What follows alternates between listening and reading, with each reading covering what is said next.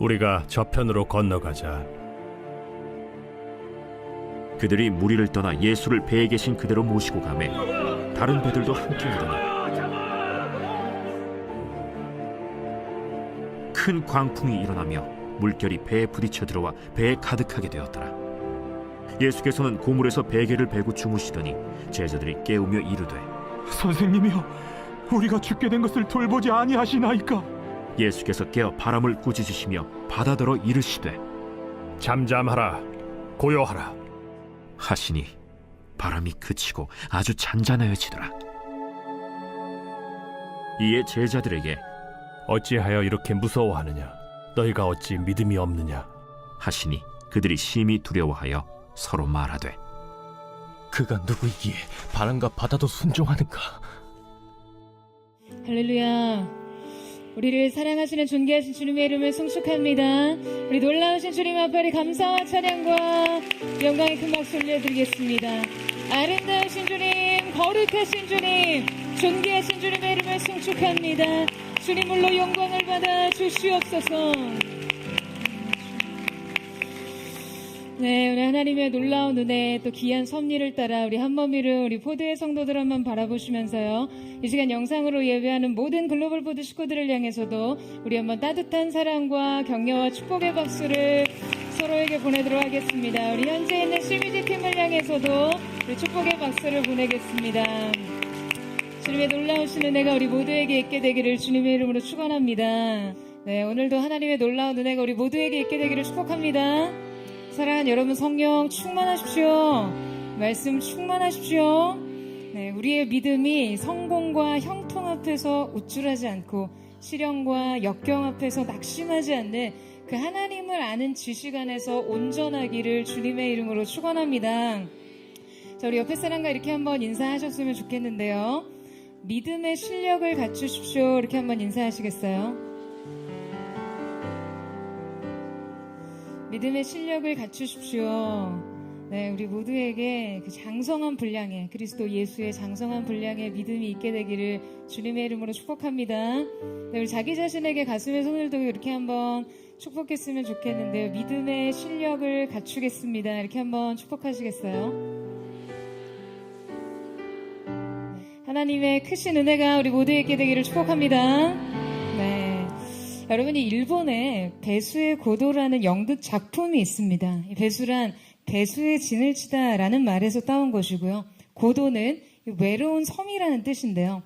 눈앞에 자신을 위협하는 적이 있고 발꿈치 뒤로는 세찬 강물이 흐르는 데에서 아주 외로운 싸움을 벌이고 있다라는 의미를 가지고 있습니다. 이 작품은 동일본 그 대지진 이후에 피해자를 둘러싸고 있는 이야기를 굉장히 사실적으로 정교하게 그렸는데요. 작가가 실제 피해자들을 취재한 이후에 이 작품을 썼어요. 그들은 하나같이 절박하게 소리 높여 외칩니다. 그 눈앞에 수많은 쓰레기 더미와 같이 떠밀려온 수천 구의 시신 중 하나가 자신이 될지도 모른다는 공포. 이 참사가 또 일어날지 모른다는 공포. 눈에도 안 보이고 냄새도 안 나는 적에게서 도망쳐야 한다는 공포. 당장 살 집이 없다는 공포. 그렇게 대지진이 벌어진 당시 사람들은요, 그 아비규환 속에서 본능대로 행동하게 됩니다. 그게 등장인물인 고등학생 타이오는요, 극중에 이 통조림을 훔쳐서 팔다가 발각이 되는데요. 이때 그는 이 재앙의 날에 뭘 해도 용서가 됐는데 자신의 삶은 아직도 그날과 달라진 게 없는데 왜 이 도둑질이 그때는 됐고 지금은 안 되는 것이냐며 절규합니다.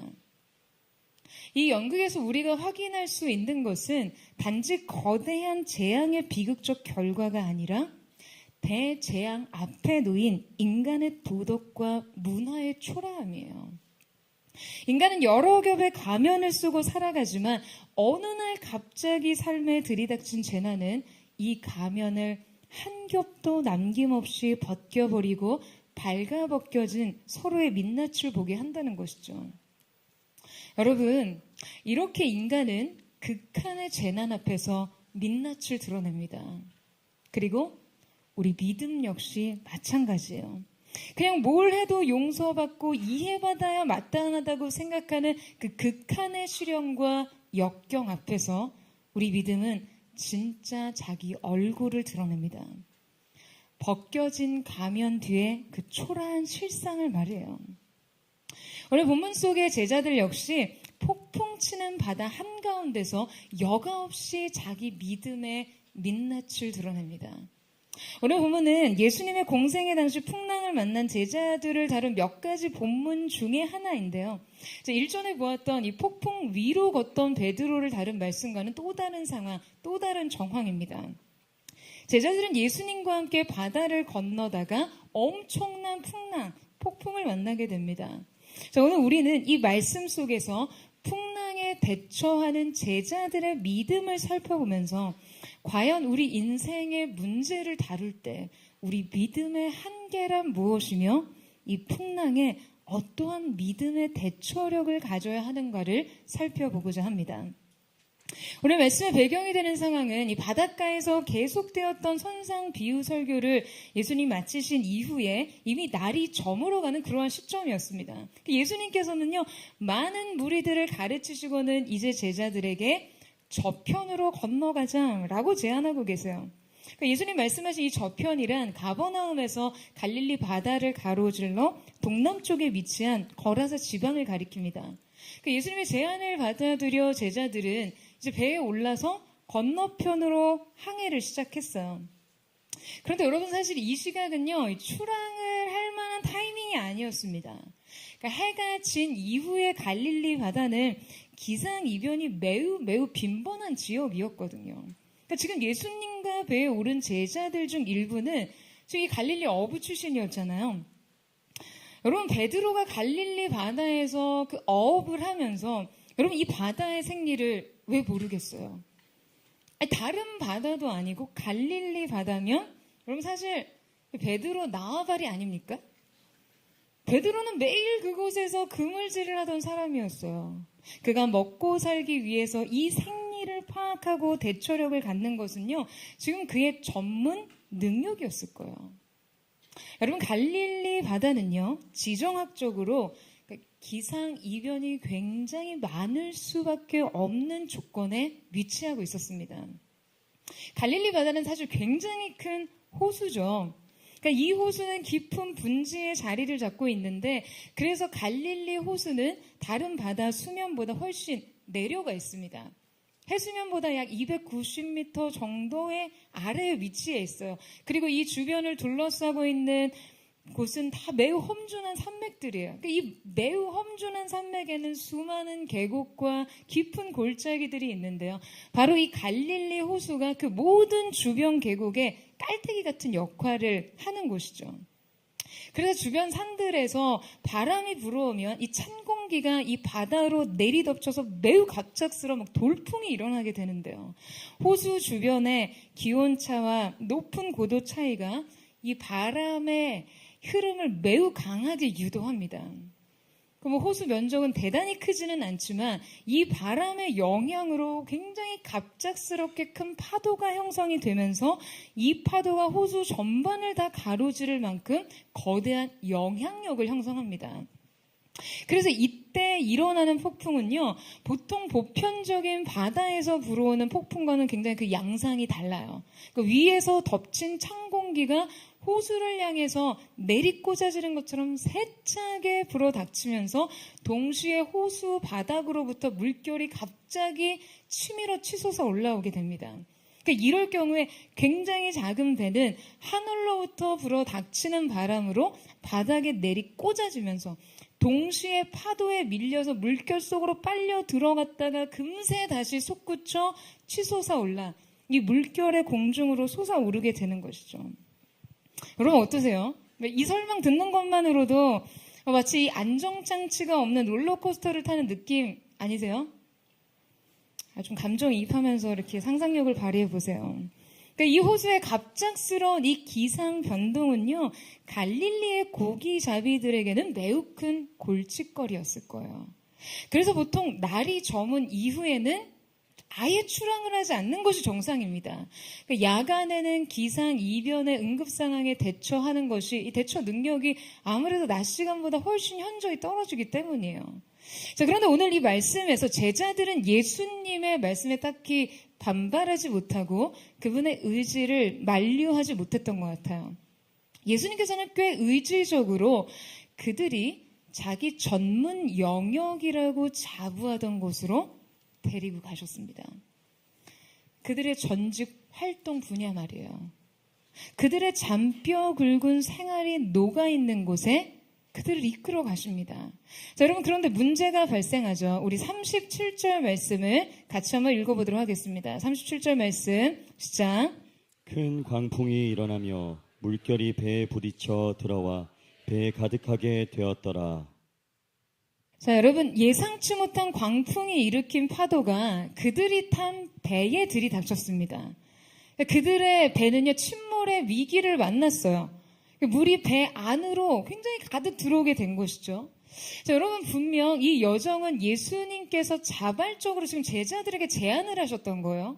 주님이 주도적으로 그들을 이끌고 바다를 가로질러 바다 건너편으로 가자고 하셨습니다. 그리고 제자들은 예수님의 이 말씀처럼 자신들의 지식과 경험을 뒤로하고 기꺼이 순종하며 따랐던 거예요. 그런데 돌연 생각지도 못한 풍랑을 만났습니다. 이것은 지금 요나가 하나님의 명령에 불순종해서 바다 한가운데서 대작하는 폭풍을 만난 것과는 전혀 다른 상황이에요. 주님의 말씀에 순종하여 시작된 여정이었고 심지어 그분과 동행하고 있었어요. 여러분, 이 여정에는 분명히 주님의 의도가 개입되어 있습니다. 아마도 그 의도는 제자들의 현실 세계를 이 거친 파도로 흔들어 보면서 그들의 믿음을 테스트하려고 하신 것은 아닐까 하는 생각을 해봅니다. 재난 앞에 그 바닥을 드러내는 믿음의 실상을 보면서 말해요. 바로 이때 예상치 못한 풍랑을 만난 제자들의 대처를 보면요, 그들의 믿음의 문제를 파악할 수 있습니다. 제자들의 믿음의 첫 번째 문제는 자신의 한계를 빨리 인정하지 않았다라는 점입니다. 여러분, 1986년 갈릴리 바다에서는 주 1세기의 것으로 추정되는 배 선체가 발견됐습니다. 그러니까 예수님의 때랑 동시대의 것이니까 이 배로 당시 예수님과 제자들이 탄 배에 대해서 예측할 수 있겠죠. 이 배는 길이가 약 8m 정도, 폭이 2.3m, 높이가 한 1.4m 정도였다고 해요. 그러니까 이 정도 사이즈의 배가 갈릴리 바다에서 폭풍에 때려맞고 명확히 성경이 지금 배에 물이 들어와 가득 찼다고 하면요, 지금 조만간 이 배는 침몰을 할 수밖에 없는 상황인 것이죠. 그런데 성경은 지금 물이 부딪혀 들어와 라고 번역된 이 두 동사의 표현, 여러분 이것을 원문으로 보게 되면요, 에피발로의 미완료 과거 동사로 지금 과거의 어떠한 시점으로부터 계속해서 파도가 배를 때리고 있었음을 알 수 있습니다. 그러니까 지금 우리가 파악할 수 있는 정황은 어느 시점부터 폭풍에 시달리던 배가 침몰 위기에 처하기까지 일정한 시간이 있었음을 알 수 있는 것이죠. 그러니까 말하자면 제자들이 예수님께 이 상황을 보고하기까지 다소 시간차가 있는 거예요. 자, 여러분, 그렇다면 그동안 제자들은 뭘 하고 있었을까요? 그동안 제자들은 무엇을 하고 있었을까요? 여러분, 아마 그들은 굉장히 애를 쓰고 있었을 거예요. 온갖 방법을 동원해서 말이죠. 왜냐하면 그곳은 바로 그들이 가장 자신하던 삶의 영역이었을 테니까요. 저는 그들이 풍랑을 만나고서 곧장 예수님께 찾아가지 않았을 거라고 생각해요. 여러분, 왜 그럴까요? 적어도 이 바다는 자신이 예수님보다 훨씬 더 잘 안다고 생각했을 테니까요. 여러분, 바로 여기에서 문제가 발생합니다. 바다를 지으신 창조주 되신 예수님 앞에서 그들은 자신들이 바다의 전문가라고 생각했어요. 폭풍을 일으키실 수도 또 잠잠케 하실 수도 있는 분 앞에서 그들은 폭풍에 자신들이 훨씬 더 잘 대처할 수 있다라고 믿었습니다. 어쩌면 이때 그들 안에 애초에 이 시각에 배를 몰고 바다를 건너가자고 한 그 예수님에 대한 불신이 있었을지도 몰라요. 그러니까 속으로 내심 내가 이럴 줄 알았다니까. 바다를 알지도 못하면서. 여러분 이러한 생각을 했을 수도 있을 거예요. 그들은 자신들이 주님보다 분명 바다를 훨씬 더 잘 안다고 생각했어요. 여러분 이 상황을 우리가 거리를 두고 보면 비록 그들의 동기와 행동이 매우 꼴사납다고 여길 테지만요.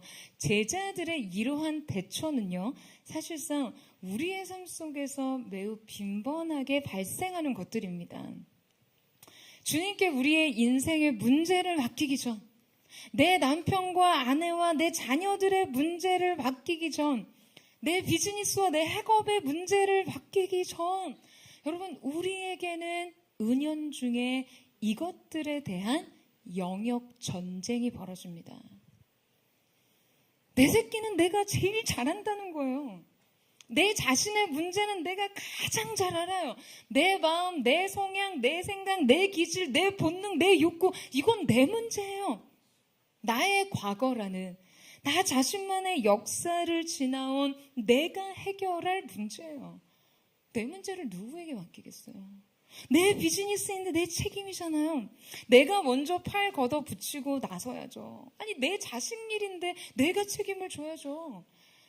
그냥 곧 죽어도 나는 내 문제에 있어서는 일단 내 뜻대로 해봐야 한다고요.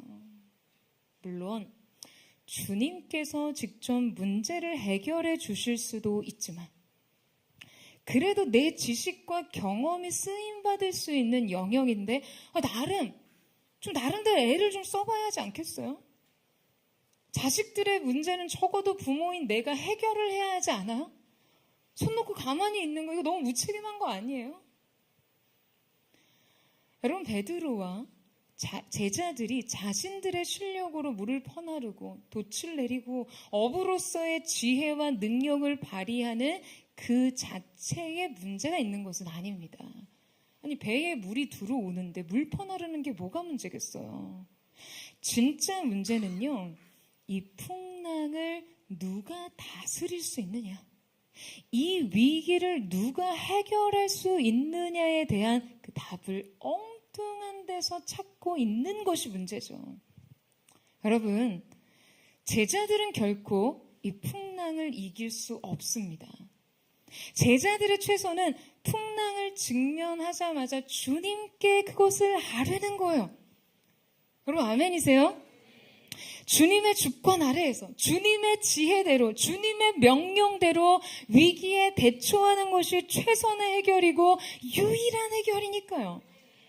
하지만 제자들은 상황에 대한 통제력과 대처력을 자신들이 가지고자 했어요.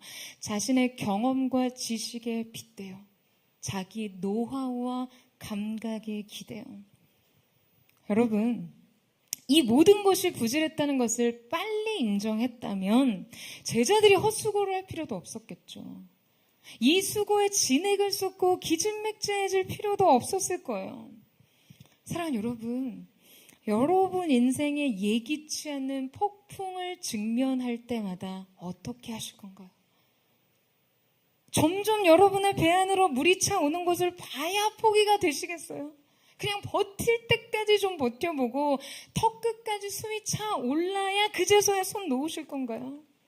여러분 바다를 좀 안다고 너무 힘 빼지 마시고요. 바다를 지으신 주님 앞에 먼저 서세요.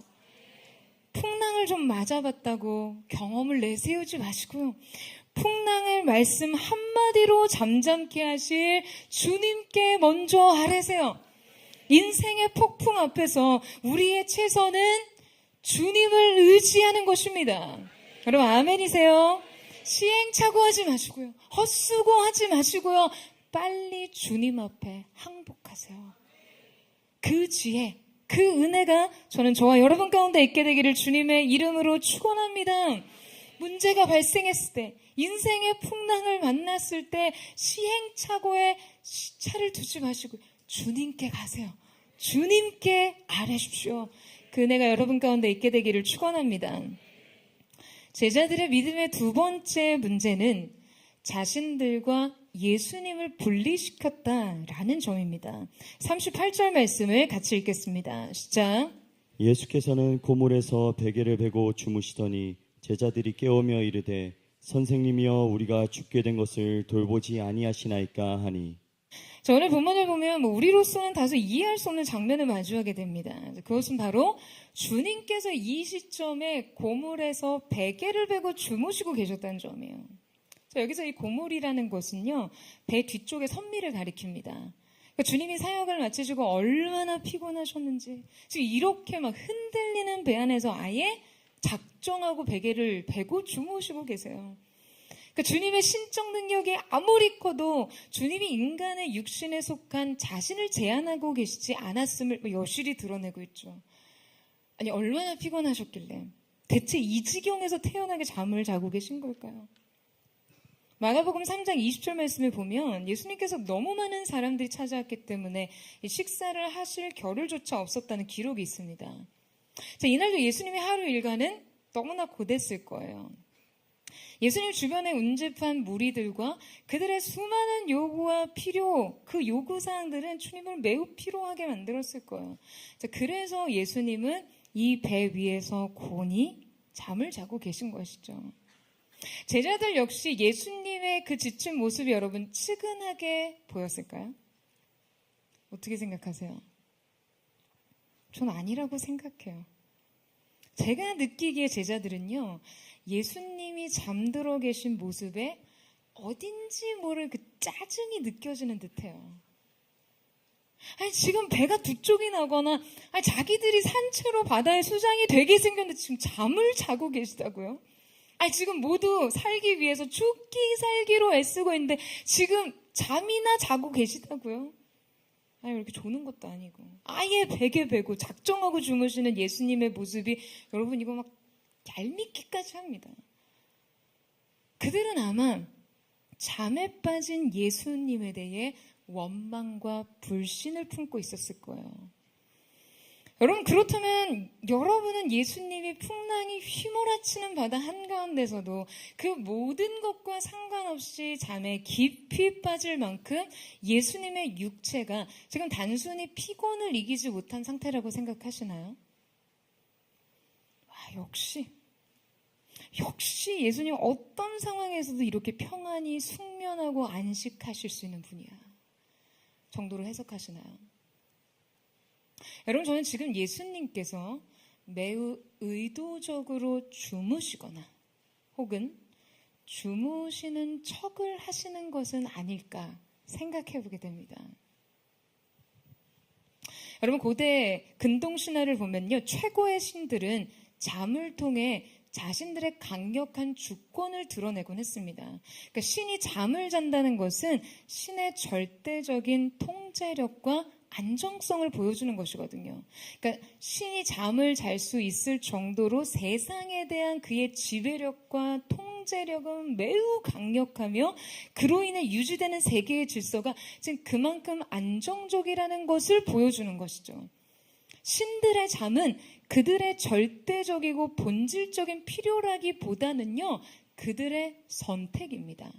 그러니까 신이 잠을 선택할 때 자신의 부재에도 불구하고 여전히 세계에 대한 보호와 통제력을 가지고 있다는 것을 지금 잠정적으로도 또 과시적으로 보여주고 있는 것이죠.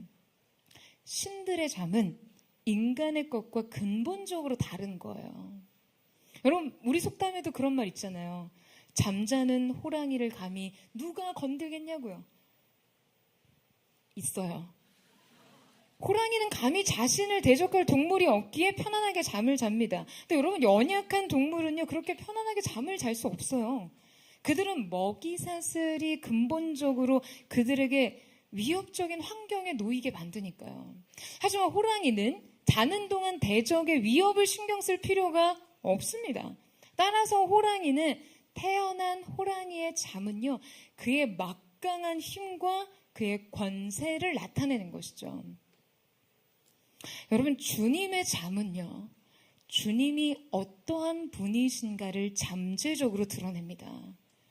그분이 메가톤급 폭풍 한가운데서도 무신경하게 잠을 주무신다는 것은요, 지금 그분이 이 자연 세계 이상의 초월적인 존재이며 이 모든 피조 세계를 그분이 통치 아래 두고 계신다는 것을 우리에게 간접적으로 보여주고 계시는 거예요.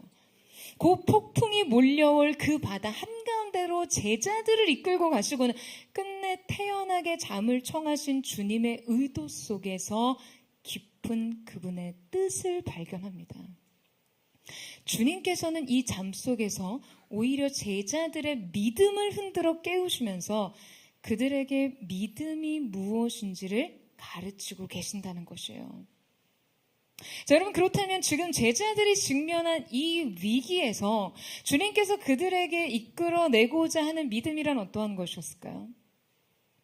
또 그들이 이 상황에서 발휘하지 못한 이 결정적인 믿음이란 무엇이었을까요? 여러분, 제자들은 이때 주님 앞에 가서 배의 상황을 알렸지만 정확하게 말해 주님께 아뢰는 이것은요, 어떤 간절한 간구와 요청이라기보다는 아주 짜증 섞인 원망에 가깝습니다. 지금 그들이 예수님께 여러분 가서 뭐라고 말했죠? 뭐라고 말했어요? 선생님이여, 우리가 죽게 된 것을 돌보지 아니하시나이까. 여러분, 여기서 제자들이 예수님을 부르는 호칭은 퀴리오스나 에피스타테스라는 주라는 용어를 사용하기보다는 그저 선생이라는 매우 일반적 관계를 따르는 용어를 선택했어요. 그러니까 그들과 예수님과의 관계에 지금 알 수 없는 거리감이 생긴 거죠. 게다가 그들이 우리가 죽게 된 것, 우리가 라는 말에 지금 여러분 예수님이 포함되어 있습니까? 예수님이 포함되어 있어요? 아니에요. 지금 이 말에 묘하게 자신들의 운명에 예수님은 속해 있지 않은 것과 예수님이 그들 안에 운명을 같이 하지 않는 것과 같은 의식이 깔려 있어요. 우리는 이 지경에 처해 있는데 당신은 뭘 하고 계시냐는 거예요. 우리는 죽게 생겼는데 당신은 왜 잠을 자고 계시냐는 거죠. 여러분, 제자들과 예수님 사이에는 이 풍랑이라는 고난을 사이에 두고 지금 묘하게 거리감이 생겼습니다. 그들의 의식 저편에서 자신과 예수님을 분리시켜요. 자신들의 운명 공동체에서 예수님을 밀어내고 있어요. 바로 이 지점에서 예수님에 대한 원망이 발생하는 것이죠. 여러분, 이것은 제자들뿐만이 아니라 우리 역시 자주 범하는 신앙의 문제입니다. 우리도 우리의 삶의 문제를 직면했을 때 이 문제를 사이에 두고 예수님과 자신을 분리시킵니다. 심리적으로 주님과 거리를 둬요. 때로 주님을 이 고난과 시련의 어떤 잠재적 가해자로 여기면서 굉장히 불편한 감정을 갖죠. 분명 모든 것을 주님이 허락하셨다고 생각하고 혹은 주님이 해결하실 수 있음에도 방관하신다고 생각하며 혹은 우리가 아프던 말던 죽게 생겼든 말든 주님과는 아무 상관없는 일로 느끼면서 마음 깊이 원망과 좌절을 느낍니다. 우리는 우리 스스로 처리하지 않아도 될 일을 처리하면서 불편함과 고단함과 소진을 경험하고 또 주님 앞에 와서는 원망과 불평을 토로합니다. 대체 주님은 뭘 하고 계시냐는 거죠.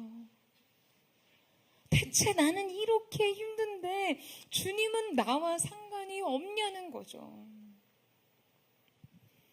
여러분, 하나님께서 이스라엘 백성에게 너희는 강하고 담대하라, 그들을 두려워하거나 무서워하지 말라 라고 하실 때 여기서 강하고는요, 히브리어로 하자크라는 단어인데요, 이 단어는 매우 독특한 단어입니다. 자, 이 단어를 직역하자면 내게 밀착하라 라는 뜻이에요.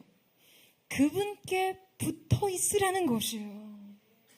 여러분, 바로 이것이 우리 앞에 있는 폭풍 속에서 두려움과 공포, 낙심과 좌절을 이길 수 있는 우리의 강함입니다.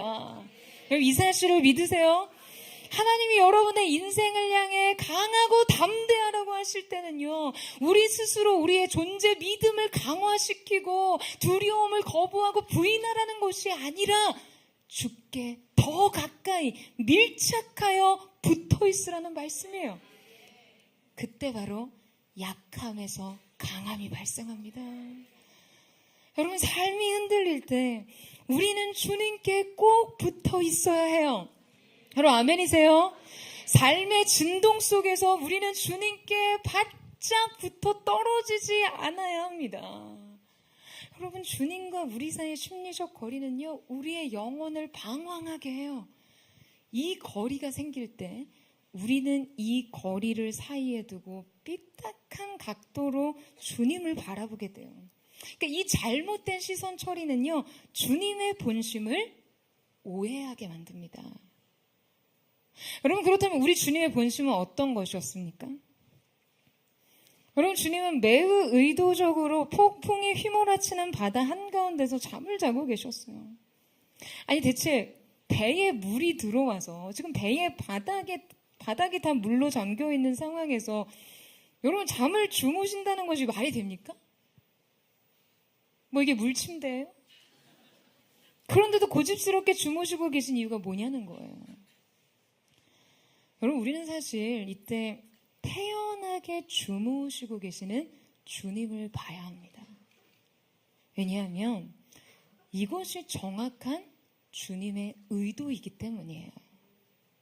예수님은 당신의 잠을 통해서 제자들이 자신의 배에 누가 타고 있으며 그분과 함께 폭풍을 지난다는 것이 지금 어떤 의미인지를 가르치고 계신 거예요. 우리로 하여금 주님을 주목하게 하십니다.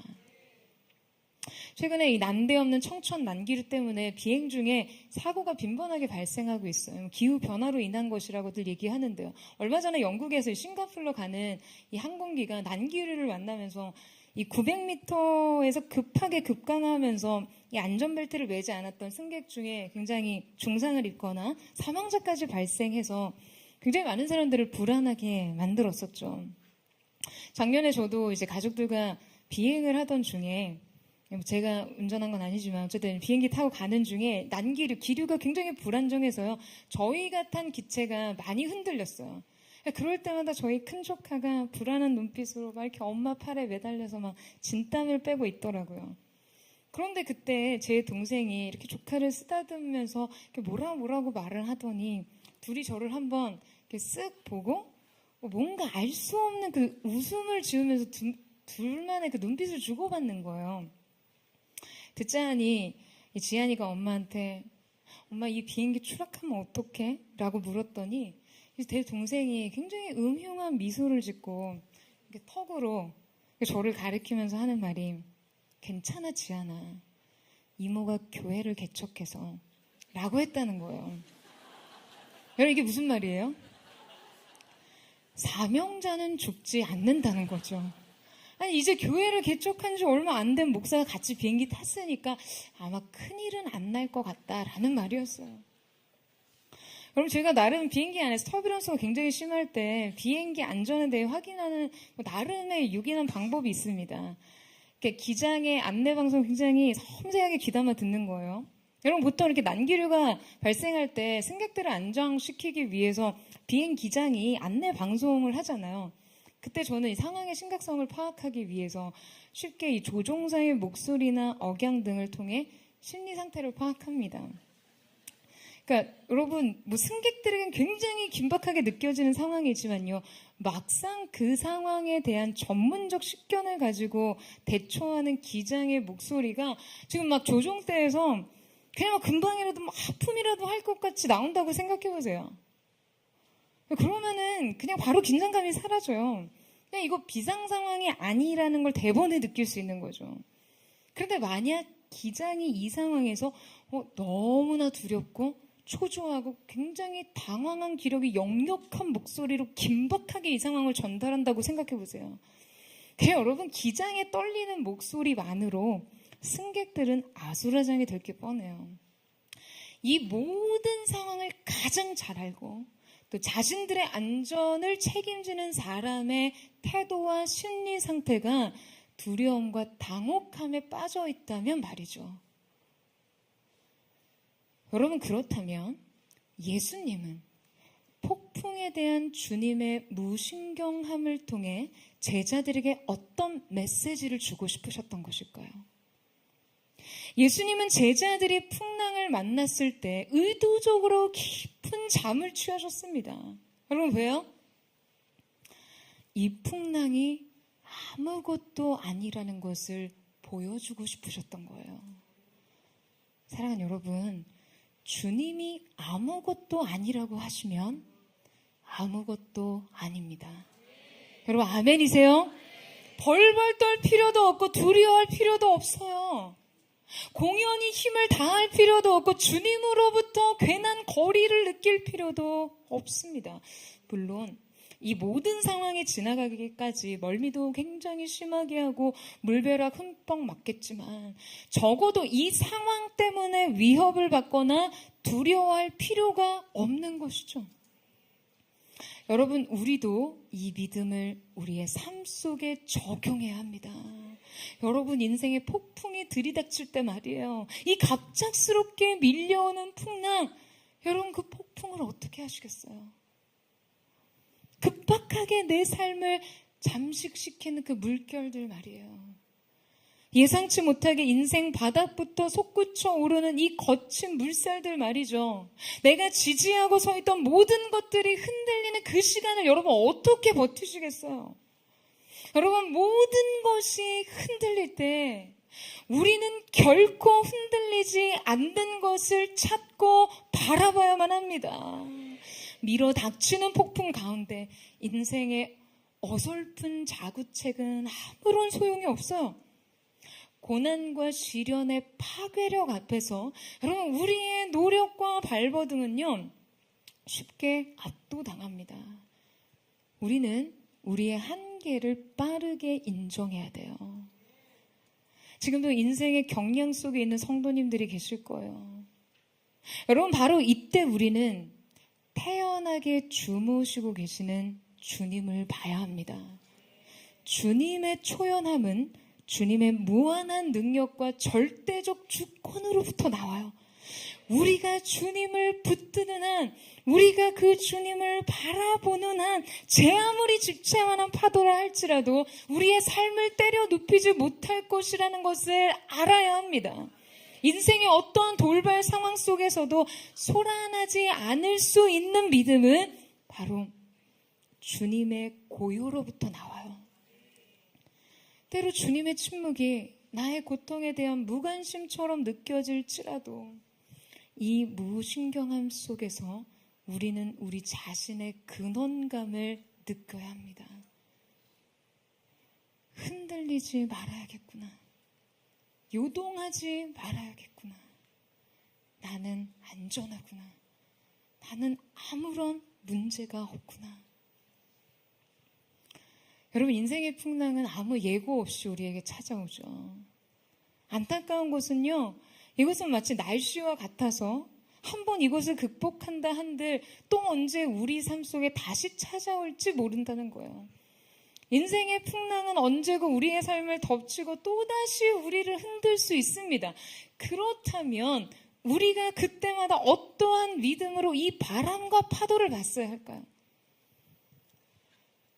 여러분, 앞서 말했듯이 예수님께서는 매우 의도적으로 이 여정을 선택하셔서 바다 한가운데로 이끌어 가셨고, 이때 제자들이 직면한 폭풍 한가운데서 제자들에게 참된 믿음에 대해서 가르치고 계세요. 자, 그렇다면 주님께서 이 상황을 통해 제자들에게 이끌어내고자 하신 믿음은 대체 무엇이었을까요?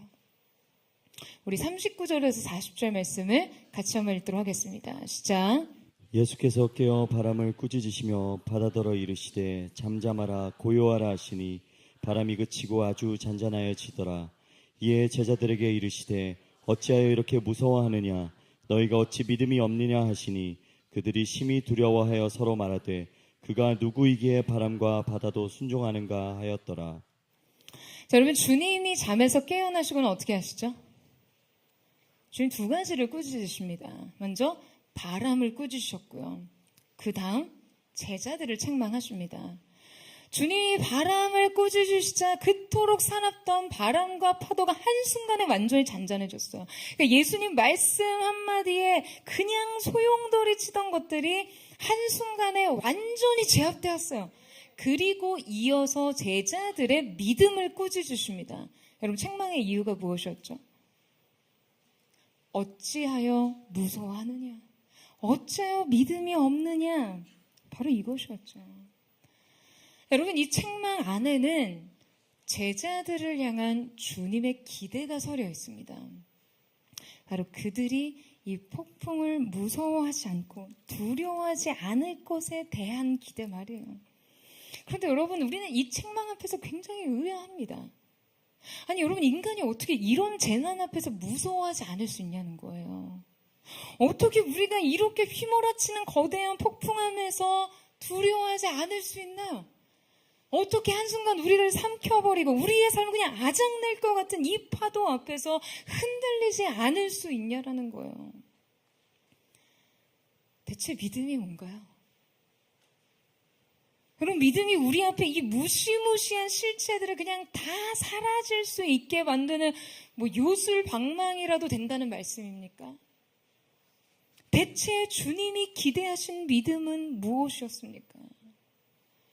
여러분, 주님께서 우리 인생 가운데 때로 거대한 폭풍을 일으키시더라도 끈질기게 물으시는 한 가지 물음이 있습니다. 주님은 우리의 인생을 향해 이 질문을 건네세요. 이 질문은 때로 거대한 파도 위에서, 거친 물살 아래에서, 사나운 회오리 바람 안에서 우리에게 건네집니다. 그것은 바로 너에게 나는 누구냐 하는 것이에요. 주님은 오늘 말씀 속에서 결국 제자들을 이 물음 앞에 세우십니다. 그가 누구이기에 바다도 바람도 그에게 순종하는가? 그가 누구이기에? 여러분, 주님이 우리 인생을 향해 거시는 한 가지 기대는요, 우리가 어떠한 상황 속에서도 주님이 과연 우리의 인생에 누구이신지를 아는 이 믿음뿐입니다. 그럼 정말이지 이 믿음뿐이에요. 우리의 성공, 우리의 헌신, 섬김, 선한 영향력, 아니 여러분, 이 믿음뿐입니다. 주님은 이 풍랑 위에서 제자들을 꾸짖으시며 말씀하세요. 내가 누구인지 알았더라면 너희는 무서워하지 않았을 것이다. 거대한 폭풍 한가운데서도 내가 누구인지 알았더라면 너희가 두려워할 이유는 없다. 바로 이것이죠. 여러분, 우리가 인생에서 가장 집요하게 추궁해야 할 질문이 바로 이것입니다. 내 인생에 과연 예수님이 누구이신가? 제자들은 그분이 바람과 바다까지도 순종하게 하실 수 있는 분이라는 걸 깨닫지 못했어요. 말씀으로 천지를 창조하신 주님께서 말씀으로 폭풍을 잠잠케 하실 분이라는 걸 알지 못했어요. 이 주님이 누구이신지를 알지 못하는 이 무지가 두려움을 발생시켰습니다.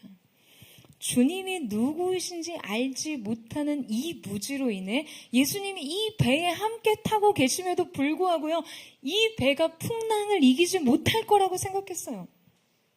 여러분, 제자들의 삶을 들여다보면요, 그들의 어처구니 없는 실수와 부끄러운 믿음의 실패들이 정말 개연성 없이 등장합니다. 저는 제자들의 포기할 수 없는 사랑과 헌신이, 그 불굴의 믿음과 그 충성이 끝내 모두 나약한 배신과 실패로 남겨졌을 때 그들을 도무지 이해할 수 없었거든요. 그들의 믿음의 당혹스러운 실패엔 해석되지 않는 부분들이 상당 부분 있습니다. 그들의 삶에서 왜 이 부끄러운 실패를 써내려가야 하는지, 그저 불쑥불쑥 일어나는 아직 부인되지 않은 어떤 자아의 문제나 죄성의 문제라는 정도로 결론을 내릴 수밖에 없을 때가 있었어요. 그런데 이번 한 주 제자들의 측면과 입장에서 복음서의 사건들을 깊이 들여다보면서 저는 그들의 실패의 관통선을 찾게 됐어요. 제자들의 믿음의 세 번째 문제는 예수님에 대한 잘못된 이해 때문입니다. 그들이 예수님이 누구이신지에 잘못 이해하고 있었다는 거예요. 여러분, 그들은 예수님이 자신의 민족을 해방시킬 메시아라고 믿었어요. 그들은 예수님이 이스라엘 독립을 성취할 분이라고 생각했어요. 그들의 이 믿음은 100%의 믿음이었고요. 예수님을 따르던 그들의 헌신은 가짜가 아니었고 그들의 사랑 또한 진심이었습니다. 그들은 주님께 자신의 전부를 걸었고 이 사명에 자신을 투신시켰지만 결국 실패합니다. 실패할 수밖에 없어요. 여러분, 왜 그렇습니까? 그들은 예수님을 엉뚱한 존재로 믿고 있었어요. 예수님은 그들이 기대하던 정치적 메시아가 아니었습니다. 그들이 가진 예수님에 대한 이해는 원천적으로 잘못됐고 근본적인 오해가 있었기 때문에 그들에게 예수님의 모든 것은 잘못된 시그널이 됐어요. 예수님의 말씀과 약속과 기적과 사명은 모두 십자가를 향해 가고 있었지만 제자들은 그분의 말씀과 약속과 기적과 사명을 모두 이스라엘의 독립으로 이해하고 있었어요. 예수님의 죽음과 부활에 대한 반복된 예고에도 그들은 그저 각자의 소망과 기대와 바램에 사로잡혀서 이스라엘의 영광스러운 독립이 임박했다는 해석을 할 뿐이었어요. 그들은 주님의 신적 권능이 발휘될 때마다 그분의 기적과 이적 앞에서 열렬히 환호하며 흥분을 느꼈습니다. 여러분, 왜요? 모든 것은 이스라엘의 독립으로 가는 성취의 여정이었으니까요. 제자들의 세계에서 예수님의 기적은 모두 예수님을 민족적 영웅으로서 그분 스스로를 증명하고 입증하는 과정에 불과했어요. 그러니까 예수님의 초월적인 능력과 기사와 이적이 발휘될 때마다 그들의 신념은 더 공교해졌고 그들의 확신은 더욱 강해졌고 이스라엘의 독립의 의지는 그들에게 더욱 강하게 점화되고 더욱더 흥분되었을 거예요.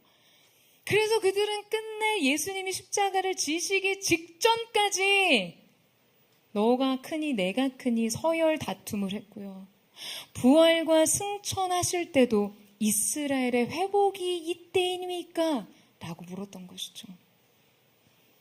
죽음도 부활도 그들에게는 전혀 다른 의미였던 거예요.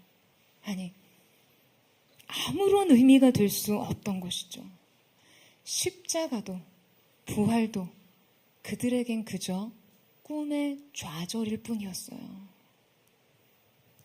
여러분, 우리 역시 마찬가지입니다. 우리 인생에서 예수님이 누구이신지가 바르게 정립되어 있지 않다면요. 우리의 삶에 그분의 말씀과 약속과 기적은 모두 바르게 이해될 수 없습니다. 그죠?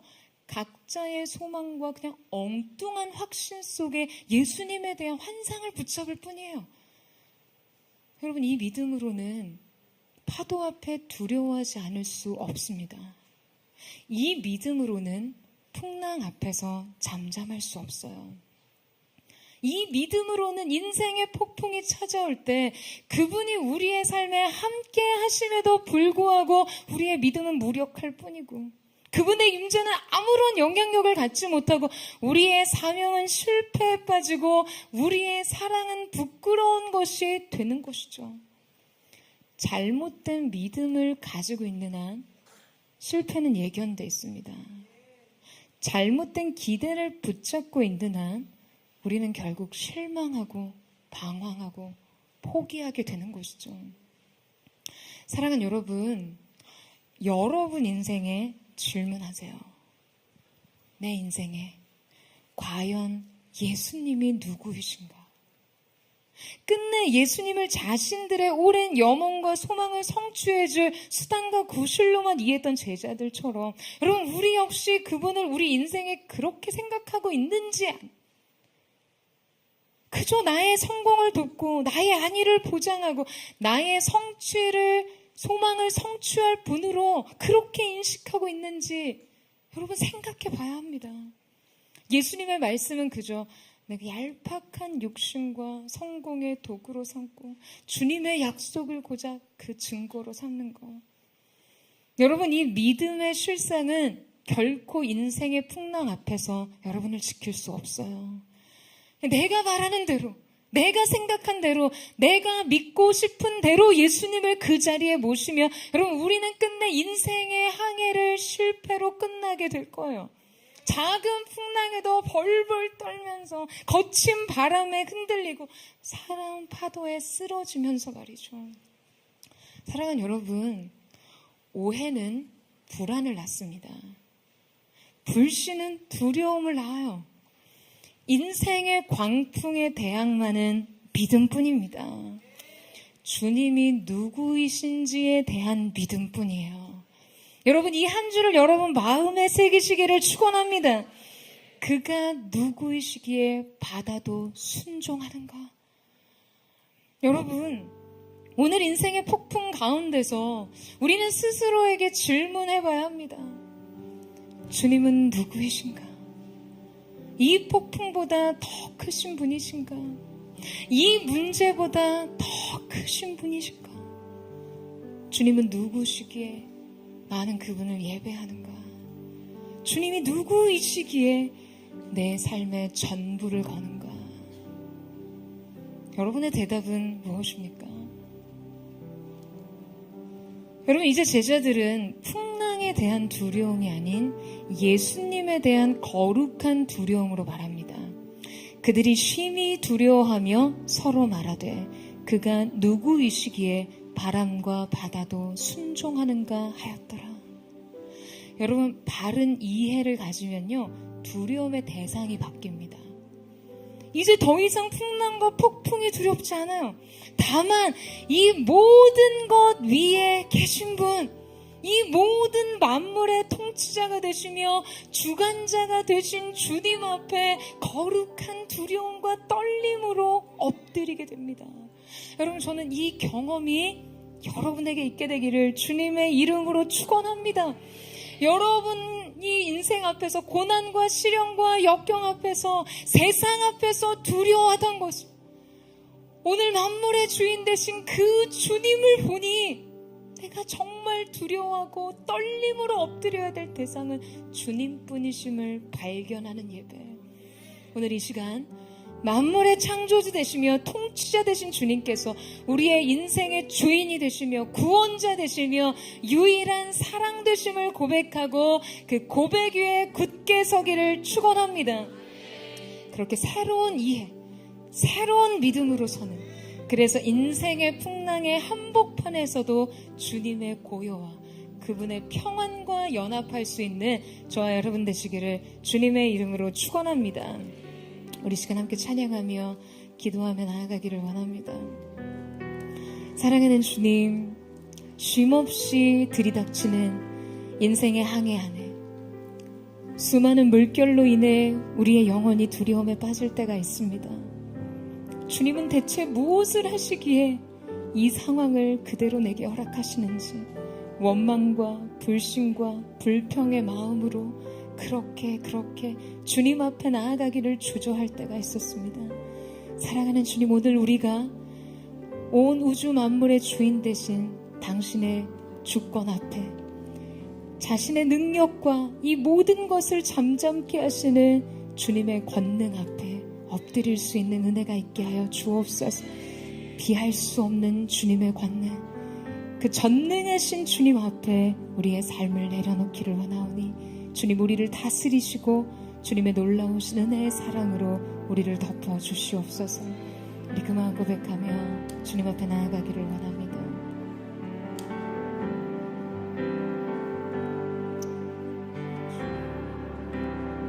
이길 수 없네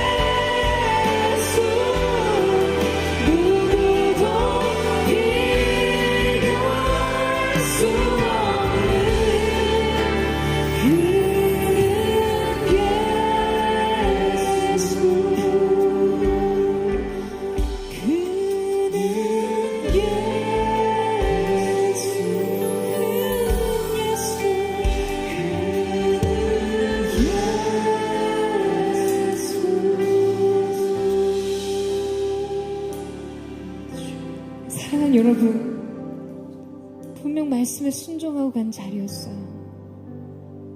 분명 예수님과의 동행으로 한 걸음 한 걸음을 믿음으로 뗀다고 생각했던 시간이었습니다.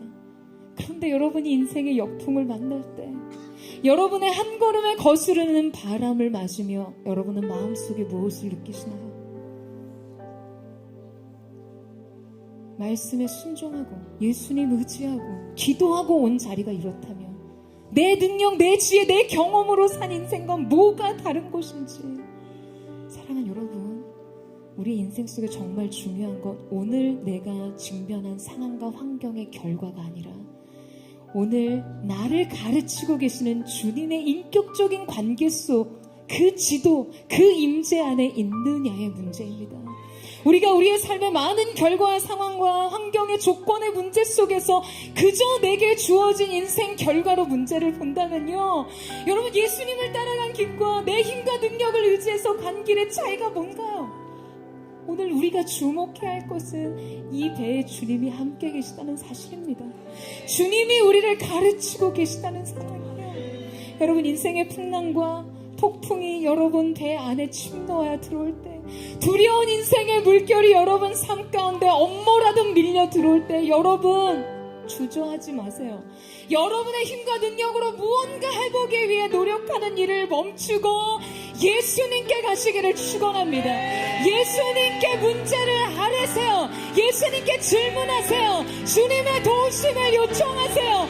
주님의 손길이 이 가운데 있기를, 주님 믿음의 주에 온전케 하신 예수를 바라보는 이 교훈, 이 인생 레슨 가운데 정답을 주는 은혜가 있기를 축원합니다.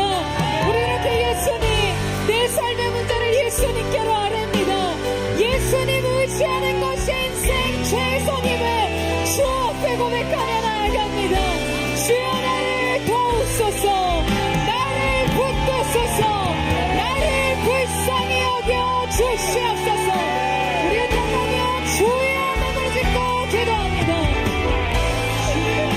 주여, 사랑하는 주님, 이 배 주님이 함께 하십니다. 우리가 폭풍과 풍랑을 만나더라도 우리의 삶의 판단이 주어진 상황 가운데 조건이 하신 이 배에 주님이 함께 하십니다. 주님의 말씀을 따라 옮깁니다. 이 사실을 주목함으로 오늘 나의 최선 예수를 의지하는 믿음의 고백을 나아가게 하여 주시옵소서. 주님의 보혈 속에 가며 주님의 평안과 연합함으로 주님만의 자유하심을 누리게 하여 주옵소서. 이 거친 풍랑과 바람의 소용 속에서도 주님이 내게 주시는 주님의 어떠함을 주옵하고 보시자 내 흩날리는 믿음으로 서보자. 주님이 기대하십니다. 주님 앞에 드리는 자를 볼 수 있도록 역사하여 주시옵소서. 주님 그렇습니다. 주 약속 안에서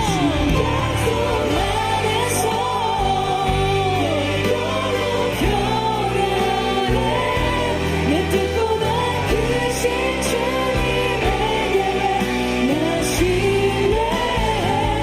두려움 가려놓고 주님만 의지해.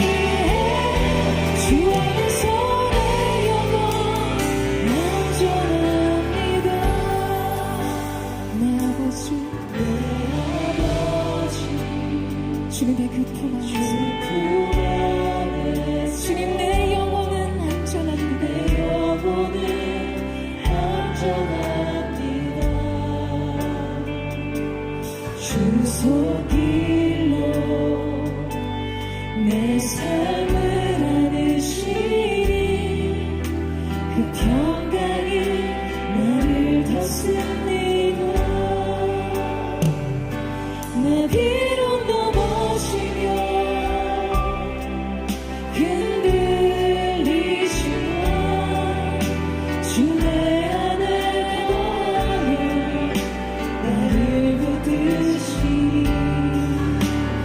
내 생각 주님께 돌리고 주님께로 시선을 두며 주님이 주시는 평강의 것을 잊기 원합니다.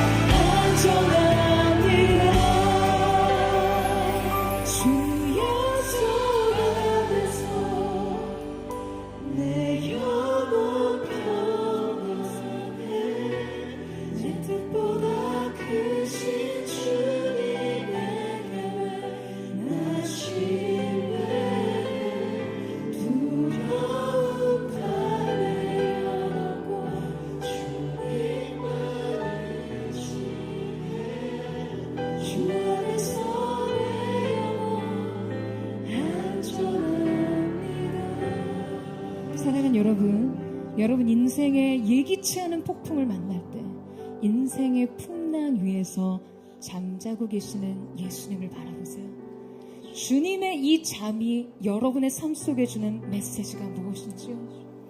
주님께서 이 풍랑 위에서 우리에게 기대한 믿음이란 두려워하지 않는, 무서워하지 않는 것이었어. 과연 어떻게 그럴 수 있나요? 너희는 강하고 담대하라. 두려워하지 말고 놀라지 말라. 여러분 이 말씀의 의미를 기억하세요. 그분께 밀착하십시오. 그분께 더 가까이 가세요. 예수님께 가까이, 더 가까이 그분께 밀착하세요. 이것이 인생의 폭풍과 삶의 모든 두려움 앞에서 우리의 영혼이 이기는 방식입니다. 이것이 우리의 믿음의 방식인 줄로 믿습니다. 여러분 두려움을 부인한다고 해서 두렵지 않아지는 것이 아니에요. 그것을 모른 척한다고 해서 가려지지 않습니다. 더 크고 더 큰 존재감으로 우리에게 찾아올 때가 있어요. 두려움과 맞서 싸우고자 하면 답이 없습니다. 그때 잠들어 계신 예수님의 고요와 접속하세요. 주님의 평안과 연합하세요. 밀착하세요. 더 가까이, 더 가까이. 이것이 우리의 약함 중에 강함이 되게 하시는 하나님의 능하신 방식인 줄로 믿습니다. 하나님의 사람들아, 인생의 풍랑위에서 주께로 가까이, 주님께로 연합할지어다. 거칠 파도 풍랑일 때 예수님을 바라보세요. 주님과 밀착하십시오. 우리 기도를 드리며 주의 한번 부르짖고 다시 동성으로 기도합니다.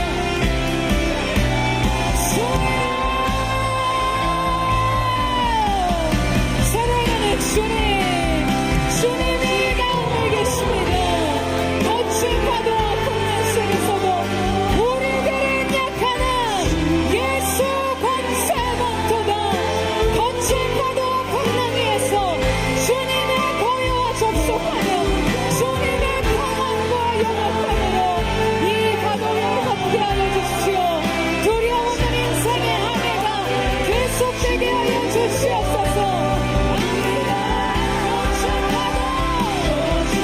내가 내게 올지라도 이 재난 속에 벌거벗겨진 믿음에 진짜 얼굴을 드러낸다 할지라도 물러서지 않겠습니다. 주님께로 가겠습니다. 주께로 가까이 가겠습니다. 주님의 임재 앞에서 벌거벗겨진 부족한 모습을 할지라도 포기하지 않는 믿음의 싸움으로 강하신 주님을 따라갑니다. 거친 파도를 향해 와도 주와 함께 주님 안에 나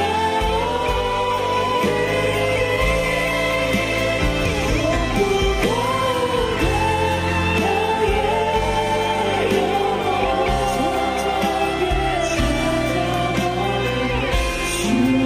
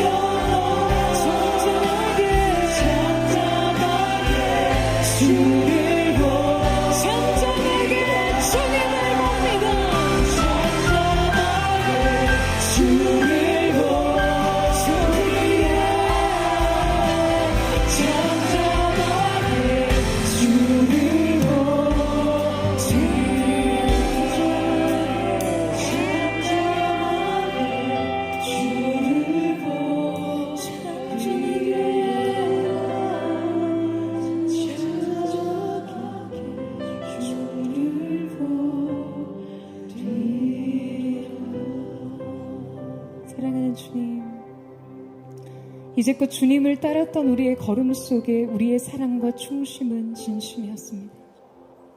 주님께 전부를 걸고자 광야로 나왔던 우리의 걸음 또한 진심이었습니다. 그러나 주님, 혹시 우리가 주님에 대한 나의 바람과 나의 소망, 내 인생의 꿈과 내 인생의 기대, 내가 그토록 원하는 인생의 성취를 가져다 주실 분으로 주님을 따르고 있지는 않았습니까? 포도처치의 지난 여정 한 걸음 한 걸음 중에 단 한순간 단 한마디라도 주님을 향한 잘못된 기대와 이해를 가지고 온 시간이 있다면 주님 용서하여 주십시오. 주님, 오늘 이 시간 우리를 주님에 대한 바른 이해 속에서 주님을 향한 온전한 믿음으로 다시 새롭게 하여 주시옵소서. 이유로 우리의 모든 인생의 걸음과 포도처치가 시대 가운데 걸어가야 될 그 모든 주님의 몸의 교회로서 가야 할 걸음 속에 주님은 우리의 기대와 우리의 꿈과 소망을 만족시켜야 주셔. 그런 분이 아니, 마치 요술 램프 속의 진이와 같은 존재가 아닌 우리의 주인이시고 주님, 우리의 통치자가 되심을 믿습니다. 우리의 삶 속엔 우리의 뜻이 이루어지는 것이 아닌 뜻이 하늘에서 이루어진 것처럼 땅에서 이루어져야 됨을 믿습니다. 오늘 그가 누구이시간데 이 바람과 바다도 그에게 순종하는가. 오늘 주님의 주대심에 눈뜨게 하여 주시옵소서. 그래서 우리의 두려움의 대상이 바뀌게 하여 주시옵소서. 더 이상 인생의 거친 바다와 풍랑이 두렵지 않게 하십시오. 세상이 두렵지 않게 하여 주십시오. 사랑과 실패가 두렵지 않게 하여 주십시오. 오직 주님 앞에 거룩한 두려움과 떨림으로 입 맞추게 하시고 주님 앞에 엎드리네 거룩한 하나님의 사람들 되게 하여 주시옵소서. 그다 예수여, 크신 주님을 찬양합니다. 우리 주님의 주대심을 선포하며 주의 한번 부르짖고 기도합니다. 주여,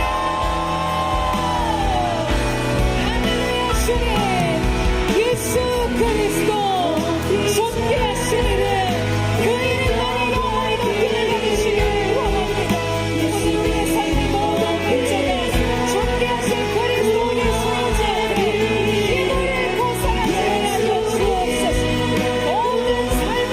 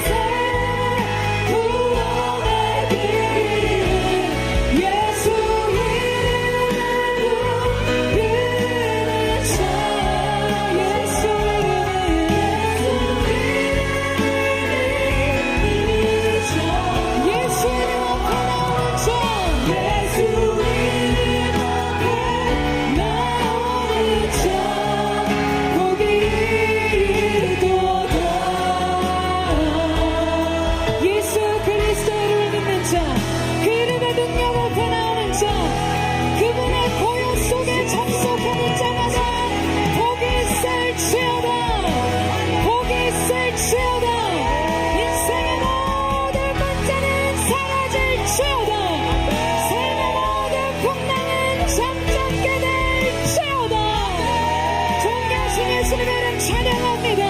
모든 이름 위에 크신 이름, 모든 이름 위에 뛰어난 이름, 예수 그리스도의 이름을 송축합니다. 그렇게 우리의 주인 되신 주님의 이름을 찬양하며 감사드리며 살아계신 예수님의 이름으로 기도드립니다. 아멘. 예수님 찬양합니다. 주님의 높고 위대하심에 송축합니다. 주님을로 영광을 받아 주시옵소서.